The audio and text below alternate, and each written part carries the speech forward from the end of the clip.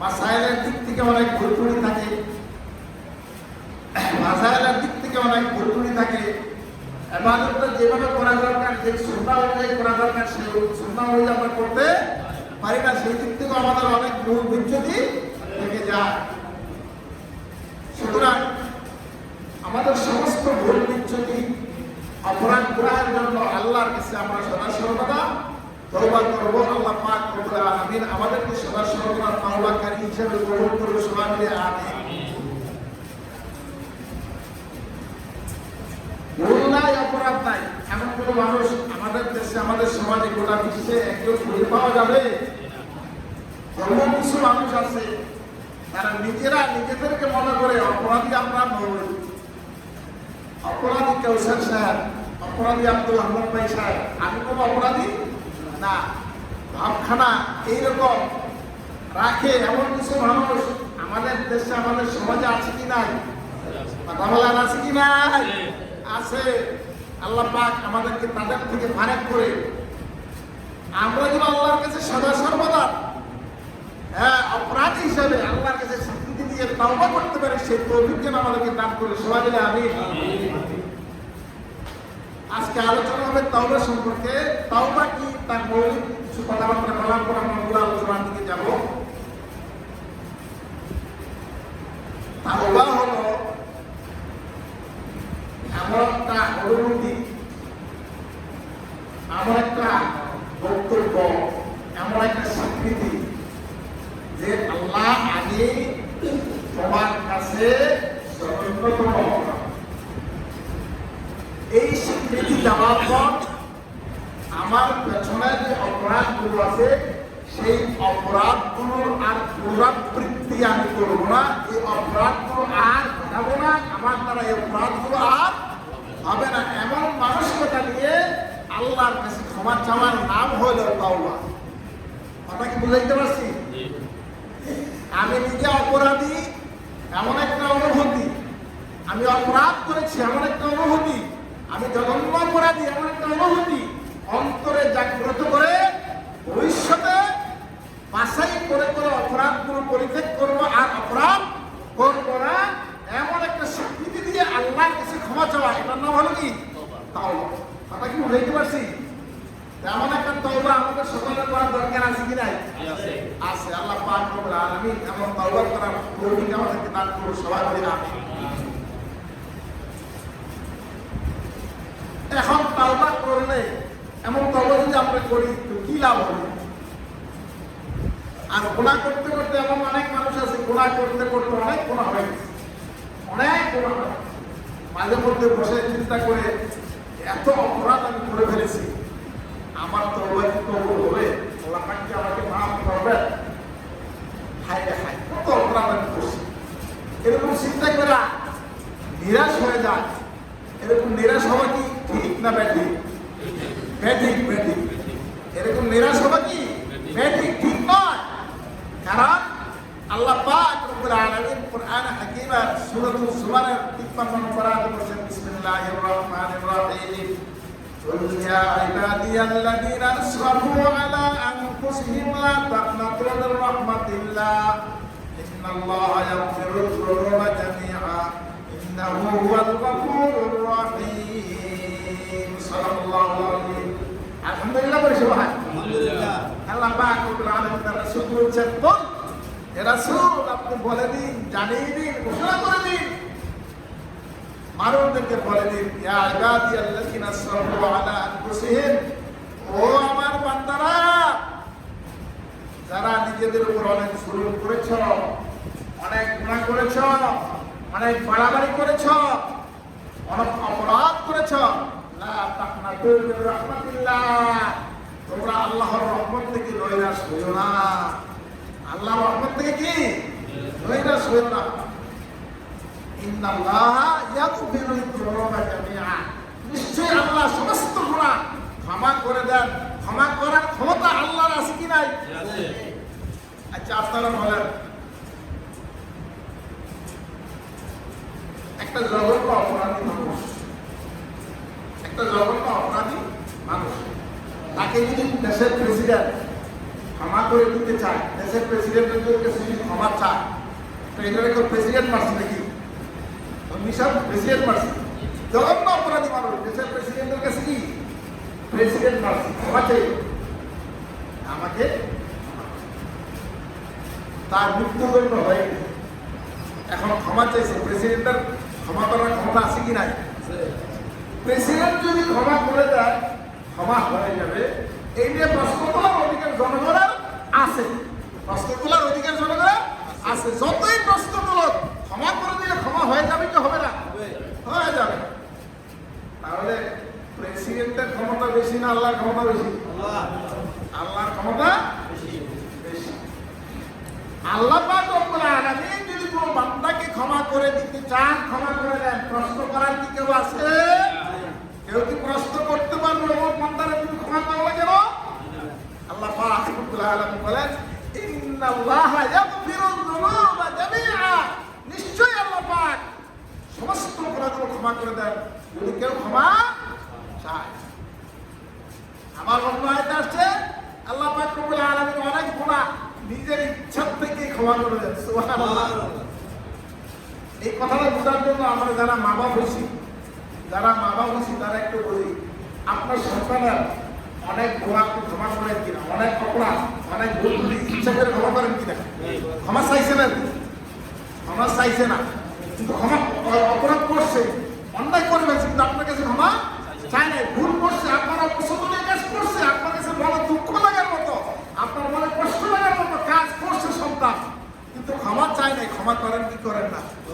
হ্যাঁ, মায়া কি আপনার বেশি না আল্লাহর বেশি? আপনার এই সীমিত মায়া লইয়ে আপনার কাছে অনেক অপরাধ করার পরে ক্ষমা চাওয়া ছাড়াই আপনি অনেক অপরাধ করেন, ক্ষমা করে দেন। যে আল্লাহ আপনাকে আমাদেরকে তৈরি করেছেন, আমাদেরকে প্রতিপালন করছেন, সে আল্লাহর দয়া আমাদের চেয়ে বেশি না খুব কম?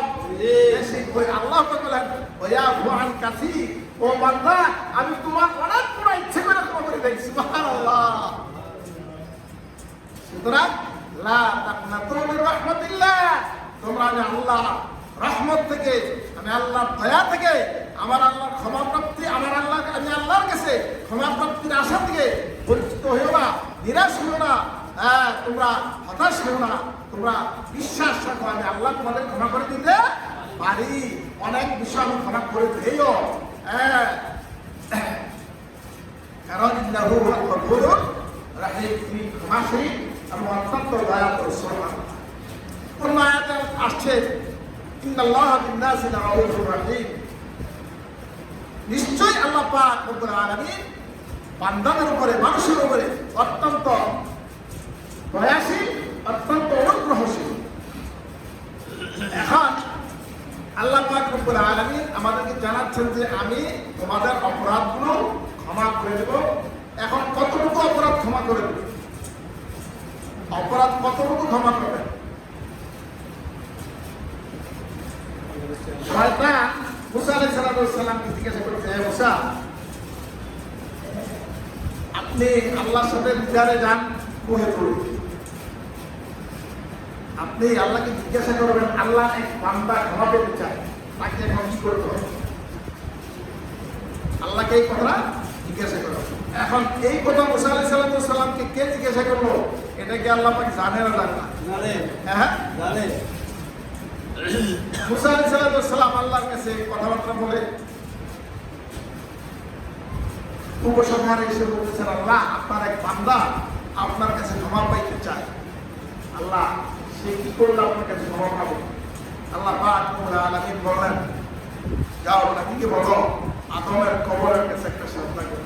সুবহানাল্লাহ বলুন না, তাকে গিয়ে বলো আদমের কবরের কাছে। আচ্ছা বলেন, আমি একটা যুক্তি আপনাদের সামনে পেশ করতেছি, একটা চিন্তা, একটা থিংস আপনাদের সামনে পেশ করতেছি, চিন্তা করেন। আদম আলাইহিস সালাম থেকে নিয়ে মুসা আলাইহিস সালাম পর্যন্ত যত মানুষ আছে, এই মানুষগুলোর মধ্যে অসংখ্য অগণিত মানুষ যে শয়তান পরবর্তী করছে, কি করছে না? আদম আলাইহিস সালাম থেকে নিয়ে মুসা আলাইহিস সালাম পর্যন্ত এই সময়টার মধ্যে অসংখ্য অগণিত মানুষ আল্লাহর মারাত্মক নাফরমানি করছে, কি করছে না? এই নাফরমানি করতে গিয়ে শয়তানের চক্রান্ত, শয়তানের ষড়যন্ত্র, শয়তানের ওয়ার্ক আছে কি নাই? এখন মুসা আলাইহিস আলাইহিসসালামের জামানায় শয়তান মুসা আলাইহিসসালামকে বললেন যে আল্লাহর কাছে বলো, আল্লাহর এক বান্দা ক্ষমা পেতে চায়, তার ক্ষমা পাওয়ার কোনো রাস্তা আছে কিনা? আল্লাহ পাক বললেন কি আদমের কবরকে একটা সেজদা দিতে বলো, আমি তাকে ক্ষমা করে দিল। সুবহানাল্লাহ বলেন না? এত অপরাধ করার পরে, এত হাজার হাজার বছর নিজে অপরাধ করেছে, অসংখ্য অগণিত মানুষকে পথভ্রষ্ট করেছে, এই হাজার হাজার বছর অপরাধ করার পরও আল্লাহ পাক ক্ষমা প্রাপ্তির জন্য কয়টা ওয়াদা দিলেন? কয়টা আদেশ দিলেন? একটা আদেশ। সুবহানাল্লাহ, সুবহানাল্লাহ পড়বেন না? আল্লাহ পাক রব্বুল আলামিনের দয়া কি কম না বেশি? কতটুকু বেশি? আমনে মানুষটা যত বড়, আমরা কোনটা কত বড় বড় হয় নাকি? বেটারা যত লম্বা, পাউরুগুলো যত লম্বা হয় নাকি? রোটারি যে এই সাইজের হয় নাকি? আল্লাহ পাক যত বড়, তার দয়াও তত বড়, তার ক্ষমাশীলতাও তত বড়। আল্লাহ পাক যেমন অনন্ত অসীম অনাদি, তার ক্ষমাশীলতা অনন্ত অসীম অনাদি। সুবহানাল্লাহ। তার দয়াও অনন্ত অসীম অনাদি। সুবহানাল্লাহ। যার কোন সীমা পরিসীমা নাই। সুতরাং আপনি আমি আমরা যত অপরাধী করে থাকি না কেন, এই শয়তান যে এত লম্বা সময় অপরাধ করবো, এই পরিমাণে অপরাধকে আমরা করছি, কথা বলেন, এই পরিমাণে অপরাধকে আমরা করছি না। তাহলে আমাদের নৈরাশ হওয়ার কোনো কিছু আছে? নৈরাশ হওয়ার কোনো কিছু আছে?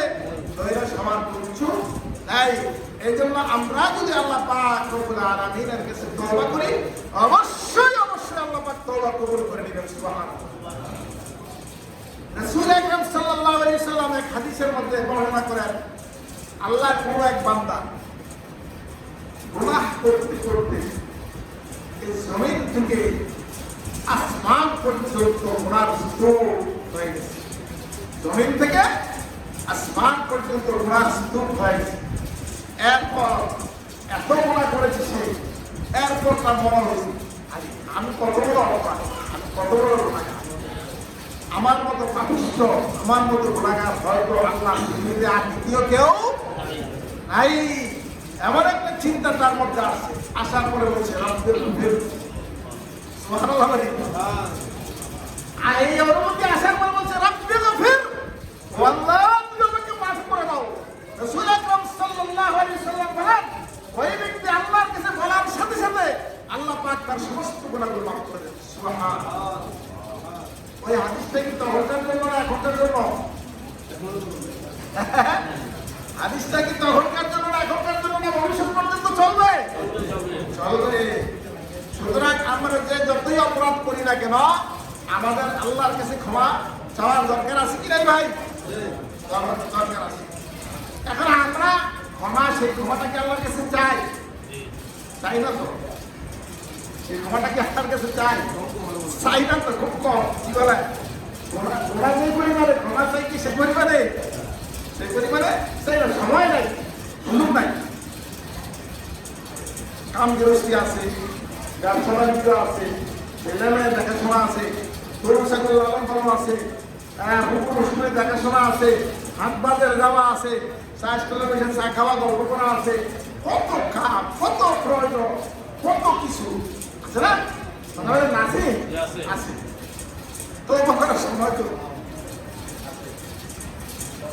তওবা করার সময় তো আসলে শয়তান আমাদেরকে ভুলে রাখছে। আসলে শয়তান আমাদের কি ভুলে রাখছে? আপনি বলেন, আপনি যদি নিরিবিলি সময় সুন্দর করে উজু করে অথবা গোসল করে মসজিদে হোক, বাড়ির কোনায় হোক, ঘরের কোনায় হোক, 2 রাকাত সালাতুত তওবা আদায় করে আল্লাহর কাছে আল্লাহ 10 মিনিট সময় কাঁদবেন, আল্লাহ আমি যখন গুনাহ করছি মাফ করে দেন। এই সুযোগ আছে কি না? আছে। আমাদের খবর আছে, সুযোগ আছে কি নাই? আছে। আর আমরা মনে কষ্ট করি, এই সুযোগটা ইচ্ছা করলে বাহির করা যায় কিনা? হ্যাঁ, ইচ্ছা করলে বাহির করা যায় না? ইচ্ছা করলে এই সুযোগটা বাহির করা যায়। জীবনে একবার কেন, প্রতিদিন ইচ্ছা করেন, প্রতিদিন বাহির করা সম্ভব। কি বলেন? প্রতিদিন আপনি মনস্থান ঠিক করেন, মানসিকতা সঠিক করেন, চিন্তা চেতনার সিদ্ধান্ত গ্রহণ করেন যে আজকের দিনে আমার যত গুনাহ হয়ে যায়, আজকের দিনে গুনাহগুলোর জন্য 2 রাকাত সালাতুত তওবা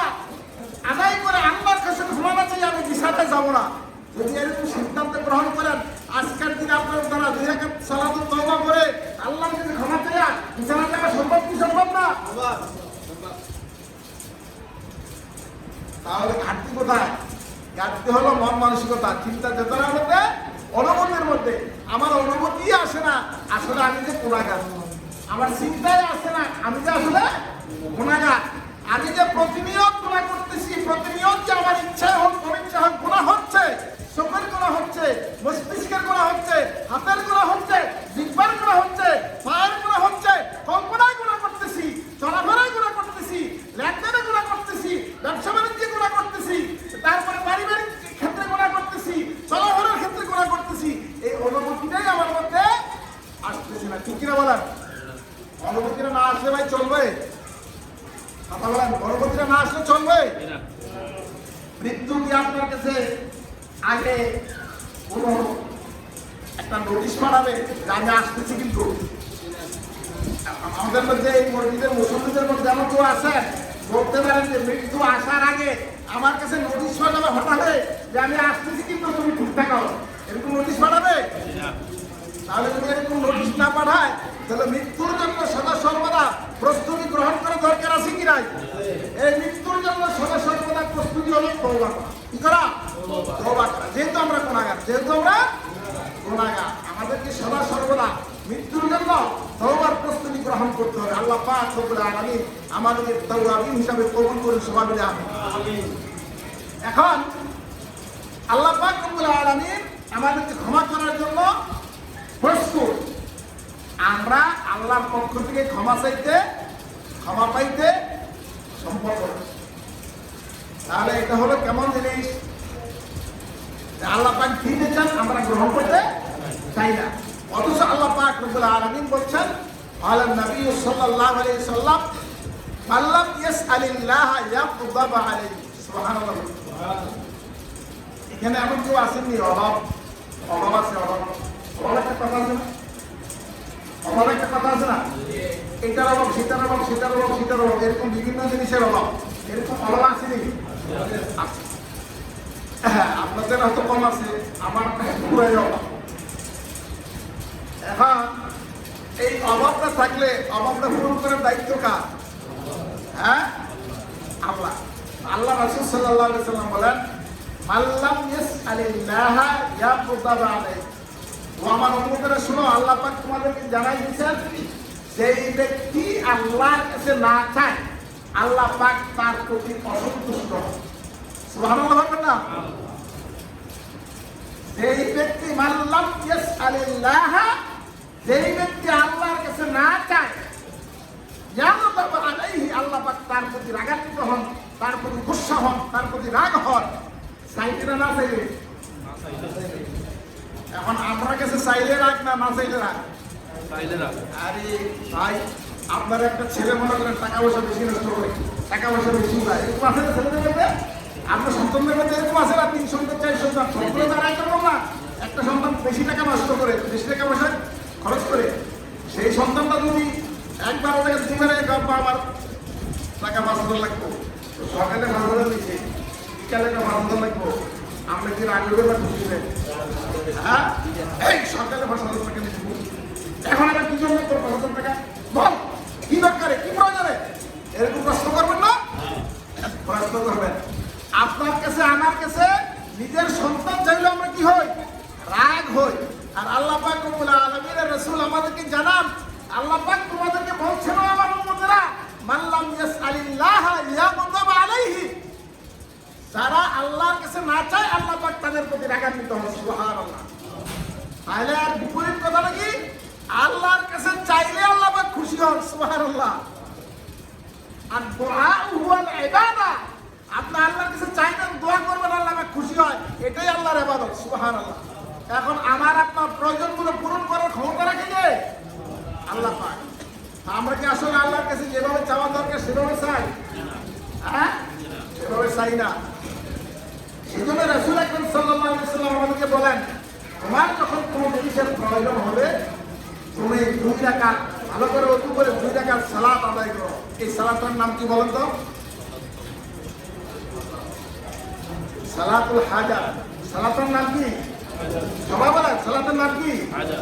সালাতুল হাজাত, প্রয়োজনের সালাত, হাজতের সালাত। রাসূল আকরাম সাল্লাল্লাহু আলাইহি ওয়াসাল্লাম বলেন, তোমার কোনো কিছুর প্রয়োজন হলে তুমি 2 রাকাত সালাত ওযু করে ভালো করে আদায় করো। আদায় করার পর কিছু দোয়া আল্লাহ রাসূল শিক্ষা দিয়েছেন। সুবহানাল্লাহ।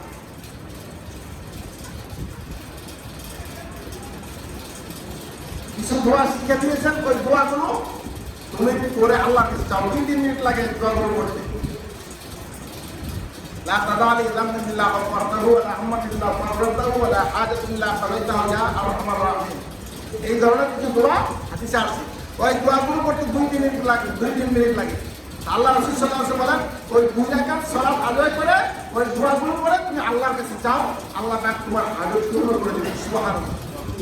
আপনার মেয়ের বিয়ে দরকার, জামাই দরকার, আপনি কার কাছে যাবেন? আল্লাহর কাছে। 2 রাকাত সালাতুল হাজত করেন। আপনার ছেলের বউর দরকার, ভালো একটা পুত্রবধূ। এখন তো ভালো পুত্রবধূ ভালো কঠিন কিনা বলেন? বউ ফ্যামিলির এমন খবর পাই, আজকে ভূত দিয়া করাইছে, কালকে ভূত জমা হয়ে গেছে, এরকম আসেনি? কথা বলেন, আসেনি? এমন সঙ্গে বেরি আইয়া আজকে শ্বশুর বাড়িতে আইয়া কালকে ভূতের কি করছে, জব্দ করে রয়েছে। অন্তত বেরির কথার বাইরে চলে না। একটা সংসার, একটা মেয়ের দ্বারা ধ্বংস হয়ে যায়, এরকম বহু পরিবার আছে কি নাই? আছে। একটা ভালো পুত্রবধূ দরকার, এটা ব্যবস্থা করে দিতে পারেন কে? আল্লাহ। চাইছেন নি? কথা কম চাইছেন নি? চাওয়ার দরকার আছে নি? চাওয়ার দরকার আছে, চাইছি নি? চাইছি না। ছেলের একটা চাকরি দরকার, দেওয়ার ক্ষমতা রাখে কে? 2 রাকাত সালাতুল হাজত পড়েন, পরে আল্লাহর কাছে চান যে আল্লাহ আমার ছেলেদের চাকরি দরকার, একটা ভালো কর্মসংস্থানের দরকার, আপনি ব্যবস্থা করে দেন। আল্লাহ পাক দেওয়ার ক্ষমতা রাখেন কি রাখেন না? এইভাবে করে আমরা আল্লাহর কাছে কি করব? 1 নম্বরে 2 রাকাত সালাতুল হাজত করে তওবা করব আমাদের গুনাহগুলো মাফ হওয়ার জন্য। আর আমাদের যত প্রয়োজন আছে সমস্ত প্রয়োজনগুলো আগে কার কাছে বলবো? আগে কার কাছে বলবো? আগে আল্লাহর কাছে। আগে ডিসি অফিসে বরাদ্দ হবে, তারপরে খাদ্যগুলো আসতে হবে খাদ্যের জন্য। ডিসি অফিসে যদি বরাদ্দ না যায়, বরাদ্দ না হয়, কাগজপত্র যদি ডিসি অফিসে বরাদ্দ না হয়, খাদ্যগুলো ইয়ার কাছে গিয়া, এই দারোয়ানের কাছে গিয়া যদি এই পিকআপ নিয়ে বসে থাকেন যে আমার 2 টন চাউল দাও, দিবে? শুধু এখানে বরাদ্দ হয়, কাগজ বরাদ্দের কাগজপত্র নিয়ে গুদামের মধ্যে আসলে আপনাকে আপনার মাল দিয়ে দেবে। সুতরাং বরাদ্দ কোথায় হয়? উপরে হয়। বরাদ্দ কোথায় হয়? উপরে হয়। এখন কি আমরা উপরওয়ালার কাছে চাই? চাওয়া দরকার না? আমরা কি উপরওয়ালার কাছে চাই না? কোনটা চাওয়া দরকার? আমরা আসলে চাইতে জানি না, চাইতে পারি না, চাই না। এই জন্য আমাদের চাওয়া দরকার উপরওয়ালার কাছে। আল্লাহ পাক রব্বুল আলামিন আমাদেরকে সদা সর্বদা আল্লাহর কাছে চাওয়া, আল্লাহর কাছে ক্ষমা চাওয়া, আল্লাহর কাছে যে কোনো জিনিসের প্রয়োজন, যে কোনো জিনিস আল্লাহর কাছে চাওয়ার মতো মানসিকতা, চিন্তা চেতনা তৌফিক দান করুন। সবাই আমিন। ওয়া আখিরু দাওয়ানা আলহামদুলিল্লাহি রাব্বিল আলামিন। যারা সমর্থন করেন, সমর্থন করুন।